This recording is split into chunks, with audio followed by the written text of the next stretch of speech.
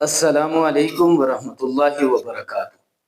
آج 5 مئی 2026، یہ صرف تاریخ نہیں، یہ ایک ایسا دن ہے جب علم پر حملہ ہوا، جب ممبر و محراب خاموش ہوئے، جب مسند تدریس سے اس کے ماہر شاہ سوار کو چھین لیا گیا، اور جب ایک شیخ الحدیث کو شہید کر دیا گیا۔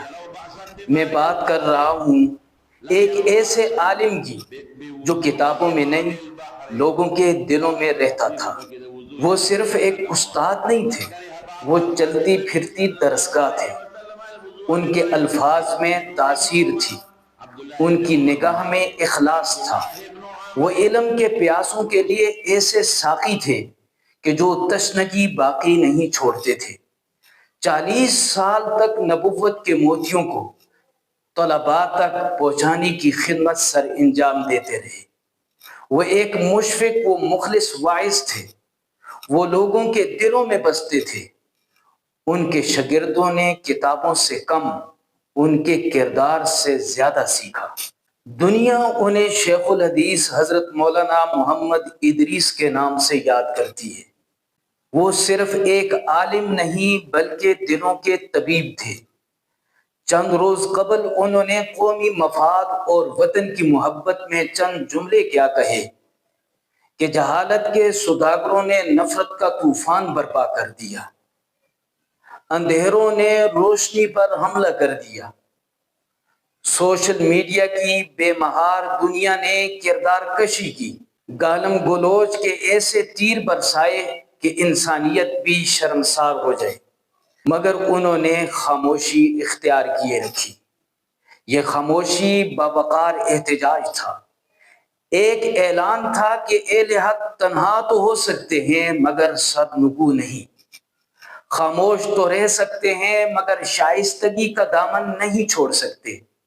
ان کا خلا محض ایک کمی نہیں بلکہ ایسا زخم ہے جو مدتوں نہیں بھر پائے گا۔ سوال یہ ہے کہ ایک رائے کو دشمنی تک لے جانے والے اور پھر دشمنی کو قتل تک پہنچانے والے یہ لوگ کون ہیں؟ یہ کب تک باعزت لوگوں کی پگڑیاں اچھالتے رہیں گے اور کب تک یہ کسی رائے کے اظہار کے خلاف گالم گلوچ اور کردار کشی کا رویہ اپنائے رکھیں گے؟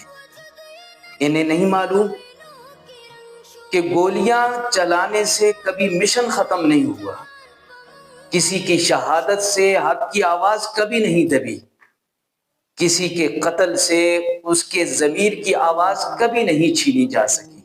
شیخ الحدیث حضرت مولانا محمد ادریس کی آواز حق ہمیشہ زندہ اور سلامت رہے گی۔ اسلام کا دفاع پہلے ہی کی طرح جاری اور ساری رہے گا۔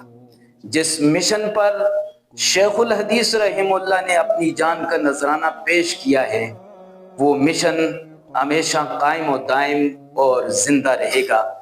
دعا ہے کہ اللہ جل جلالہ شہید اسلام اور شہید وطن کو آخرت کے اندر اعلیٰ مراتب عطا فرمائیں اور ان کے لواحقین کو صبر جمیل نصیب فرمائیں۔